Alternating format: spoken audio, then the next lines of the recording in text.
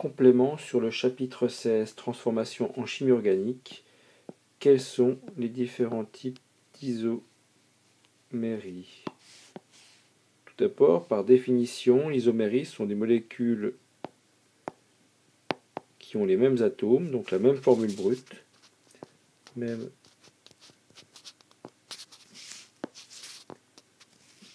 atomes,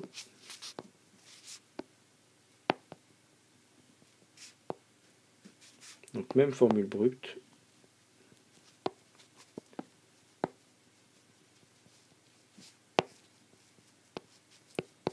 mais les molécules sont différentes.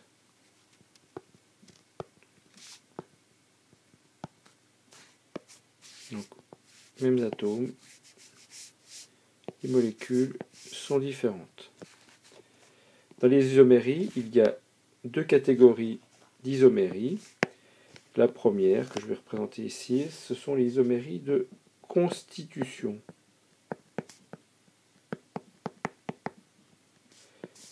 Donc les isoméries de constitution ont la même formule brute, donc même formule brute, mais une formule semi-développée, donc une constitution différente.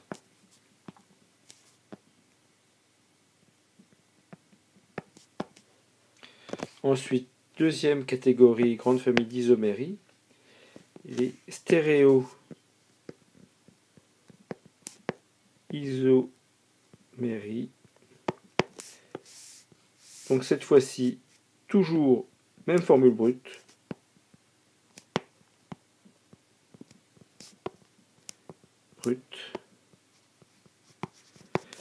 même formule semi-développée,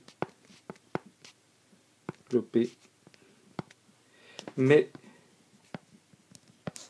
géométrie différente. Géométrie différente. Et ici, formule semi-développée différente. Intéressons-nous maintenant aux différentes isomères de constitution. Je vais l'écrire ici. Donc isomères de constitution.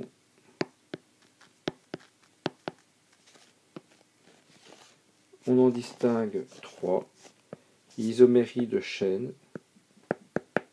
Donc les chaînes sont différentes. Par exemple, si je représente la formule topologique du butane, j'ai 1, 2, 3, 4 carbones. C'est l'isomère du méthylpropane, ici, qui a aussi 4 carbones. Donc c'est C4H10. Et ici aussi C4H10. Mais les formules semi-développées ou topologiques, dans ce cas-là, sont différentes. Ensuite, deuxième type d'isomérie, l'isomérie de position, donc de fonction.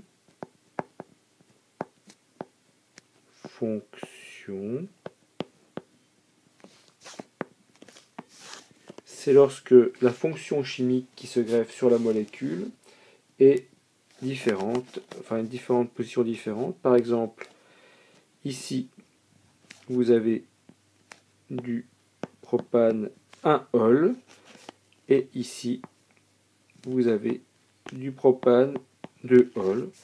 Donc deux molécules avec exactement la même formule brute, mais des formules semi-développées différentes. Ensuite, autre ou formule topologique différente. Troisième cas, c'est isomérie de nature de fonction. Donc cette fois-ci, l'isomérie provient des différentes fonctions. Par exemple, ici, vous avez Alors, hop, hop, comme ça, avec OH au bout. Donc du butane 1-ol. Butane 1-ol. Et l'autre isomère ici. Alors attendez, voilà, comme ça. Qui est l'éthoxy.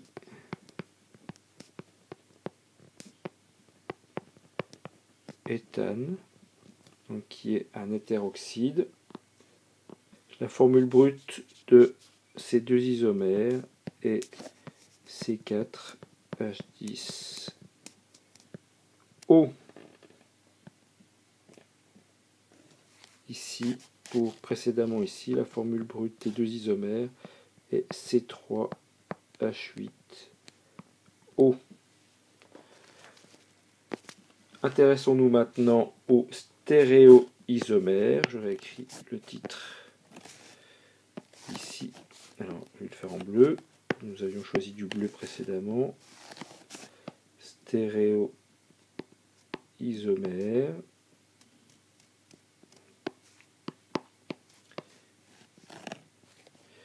Donc, les stéréoisomères se divisent en deux sous-familles. La famille des énantiomères.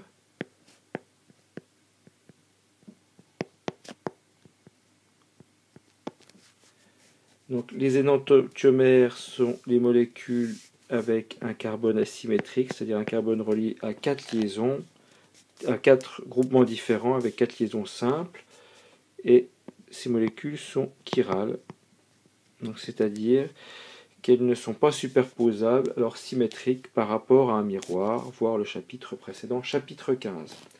Ensuite, dans les stéréoisomères, vous avez aussi les diastéréoisomères.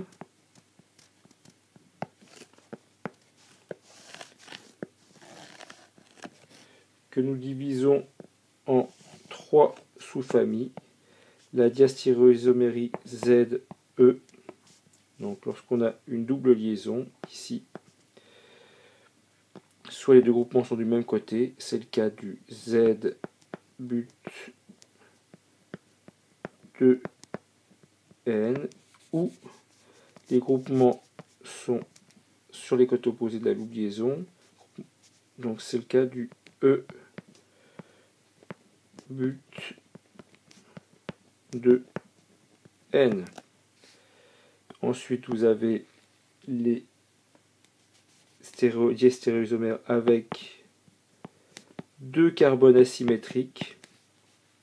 Cette fois-ci, ce ne sont pas des énantiomères, c'est-à-dire qu'elles sont elles ne sont pas superposables. Elles sont différentes, de leur symétrique par rapport à un miroir. Elles ne sont pas superposables. Donc elles ne sont pas symétriques par rapport à un miroir et pas superposables. Donc pas symétriques.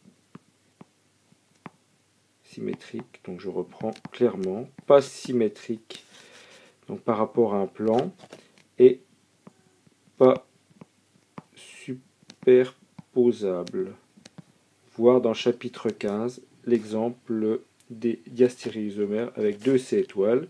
Et le dernier cas de figure, ce sont les conformères. Les conformères sont des molécules pour lesquelles on a une liaison CC qui engendre une libre rotation. Je reprends ici, voilà, avec par exemple ici les hydrogènes, ici. Donc là vous avez une première conformation et la deuxième. Alors si j'efface, donc là c'est la conformation qu'on appelle éclipsée. Et la deuxième, donc si j'efface une partie de la première, c'est-à-dire cette partie-là, ici, donc vous allez avoir ici comme cela, là comme ceci, et là comme ceci, et là c'est la conformation décalé. Décalé.